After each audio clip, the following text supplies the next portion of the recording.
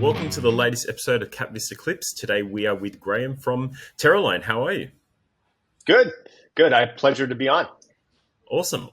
So I'm excited about the space that you're playing in. I mean, it's a huge market. Every single government on the planet is making a push into the growth of the electric vehicles market, but there's so many aspects that come out of that isn't thought about, and what you're doing is applicable to that huge growing market, and then others. So I want you to tell me about your background and your experience before we get into Terraline, because at the end of the day we want to know, is this the right person to back? So Sure.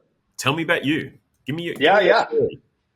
I'm not shy of talking about myself sometimes. So I'm an engineer, and I think that comes out when you talk to me. I've been in the trenches developing things for a long time. Fundamentally, I'm a gearhead.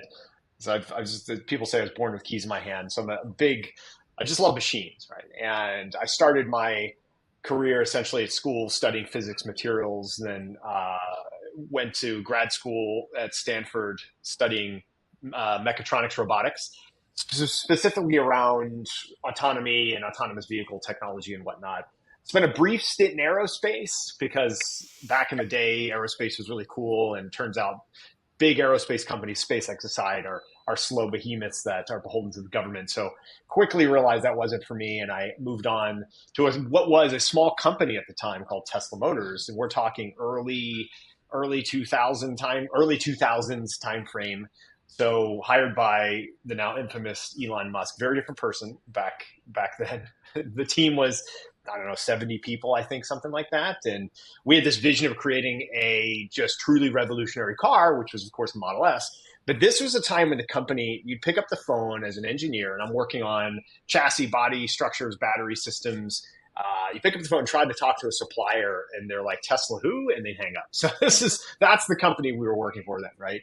And we had this vision, this goal of really revolutionizing, and truly, I mean that, revolutionizing transportation, building a very usable electric car. And we all knew that this was something special that we were working on. So the Model S came out, and the rest is history, right? But what I found was the culture of Tesla wasn't always something I wanted to spend a lot of time with. It developed into a very competitive, kind of septic place. So I learned a lot, wore a lot of hats. It was kind of Wild West. But as it became a bigger company, I said, I really love automotive technology. I love being in the cutting edge transportation. What's the next thing I could do? And when I was an undergrad at Carnegie Mellon and then a grad student at Stanford, I saw a lot of work being done, obviously, in the autonomy space between the DARPA Grand Challenge and Urban Challenge and all this kind of stuff. So I knew what was going on. I knew that Google was working on this technology. And so I applied to Google and got a job there, again, very early, working on autonomous vehicle technology at Google, which became known as Waymo. But I was employee number like 39 over there, and they hired me on to start work on what would become their two-seat kind of pod, low-speed autonomous vehicle. And I came in as an autonomy engineer working on basically everything that was related to building autonomous vehicles, less like the software side. And so learned a lot about the hardware, a lot about the autonomy, worked there for 8 years. And at the end of my stint, well, I should say the last 5 years of my stint, I actually spent on heavy trucks.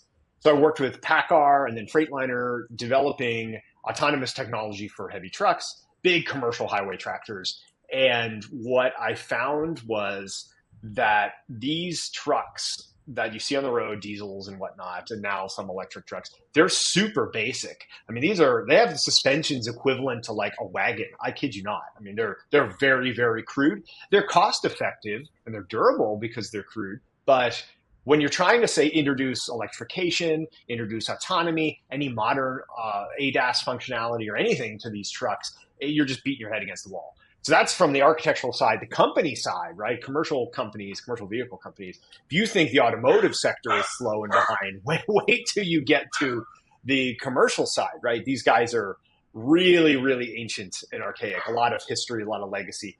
So I decided in 2021 that I'm an entrepreneur at heart, right? I wanted to start my own company, forge my own path. And the reason was I saw an opportunity to take modern technology, whether it be autonomous tech, whether it be electrification technology, really just everything that we're working on as autonomy electrification engineers that we see going on in the passenger car space and bring it to the commercial space.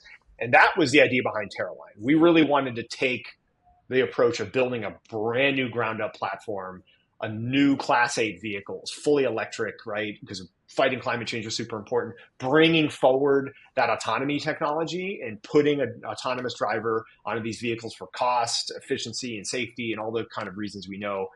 And that's what started Terraline 2021, founded in California. And we're off and running by kind of late 21, early 22. And I can certainly go into more of the history of the company, but that's kind of what led me onto the path of starting Terraline. Yeah. So go into Terraline, because obviously you've got a lot of passion for this space. You started with building an autonomous vehicle, a commercial vehicle company, but then it changed. So give us the history, because we want to know how and why. What was your focus? Why did it change? What are you doing now? Yeah, good question. And there's now like a logical progression of things. At the time, you're just like, what are we doing? Where are we? Where are we going? But the clarity is it makes so much sense now. Like you see it and you look back and you're like, okay, this everything led to this point for a reason. But we were building a truck, right? This is 2021, 2022. We had everybody's EV everything. The commercial space is getting electrified. Passenger cars, all these like Lucid, these Rivian and Faraday, and all these things are happening, and everybody's really excited. Then late 22, early 23 happened, right? And what we saw was pretty much the collapse of the EV industry. There's a lot of reasons for that I won't get into here, but there were a lot of companies that shouldn't have been funded that were, and it caused a lot of baggage and things didn't always go to plan. The autonomy industry took a hit too. We saw Argo go under, which was candidly a surprise to me, because that was coming from Waymo, by the way. Every autonomy company, less 2 or 3, were started by Waymo, basically former Waymo employees. So I know a lot of people in that space and a lot of people in the EV space. So I knew sort of the good companies. I knew a lot of the bad companies. A lot of things fell out. So we managed to do a first prototype of our technology, which again was a ground up new vehicle. But part of our whole thesis was, how can we put any driver on top of this vehicle, this electric vehicle we were building, right? This commercial electric vehicle, whether it be a human or autonomous system. And that was all kind of part of our core. And what we found moving forward was the appetite for big companies, big, bold EV visions started to wane. And even though there's still a need for this, right? There's still all of the well-known companies, the UPSs, the Amazons, the Walmarts and whatnot are still looking for electric vehicles. But the investment appetite, the commercial appetite really to help get behind early companies just wasn't there.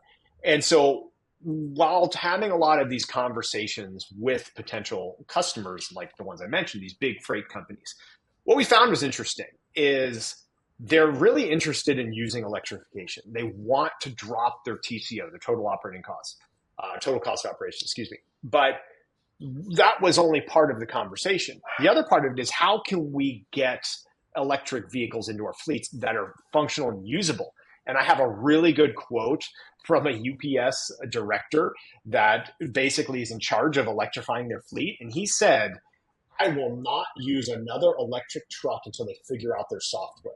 And that really hit me pretty hard when we were searching for like, okay, what was Terraline going to be if we're not building a full truck now? Because it's just, the market's not having it, right? Where we tried, okay, we have great tech, but the company needs to look at what its true core tech is. And again, we kept running into this. So what UPS did run true, I talked to a bunch of other companies who I can't name because I'm under NDA, but essentially the same thing happened. They're using electric trucks. I'm talking big electric vehicles, and they kept having problems with the software. They're like, we can't use these because they're always broken, and nobody can come out and fix them because it's expensive. And so what we realized is there's a fundamental issue with the software to run vehicles, right? And as we move forward in time, a few months, you're starting to hear a lot about the idea of software-defined vehicles. And this is specifically true on the pass car side, right? There's a lot of discussion around